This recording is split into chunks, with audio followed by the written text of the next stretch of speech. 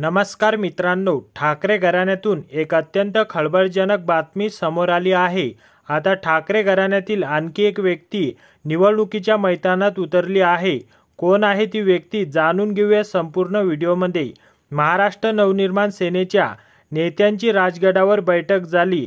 या बैठकीत मनसे नेते राज ठाकरे यांचे पुत्र अमित ठाकरे यांनी स्वतः निवडणूक लढण्याची इच्छा व्यक्त केली।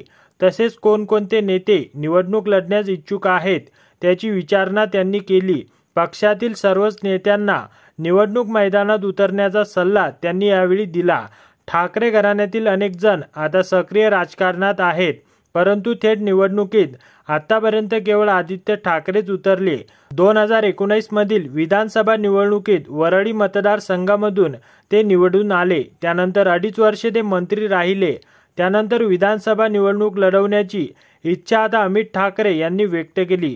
अमित ठाकरे कोणता मतदारसंघ निवडणार हे अद्याप त्यांनी सांगितले नाही। त्यांनी कोणत्याही मतदारसंघातून निवडणूक लढवण्याची तयारी दर्शवली आहे।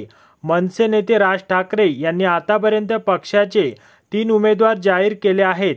त्यामध्ये बाळा नांदगावकर शिवडी, दिलीप धोत्रे पंढरपूर, राजीव उंबरकर लातूर ग्रामीण विदर्भ यांचा समावेश आहे।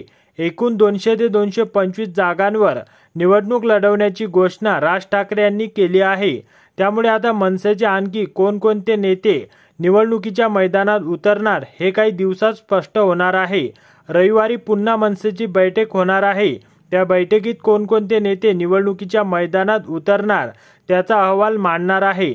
दरम्यान अमित ठाकरे निवडणुकीच्या मैदानात उतरल्यावर शिवसेना नेते आणि मुख्यमंत्री एकनाथ शिंदे, भाजप नेते देवेंद्र फडणवीस, राष्ट्रवादी काँग्रेसचे नेते अजित पवार काय भूमिका घेणार त्याकडे लक्ष लागले आहे।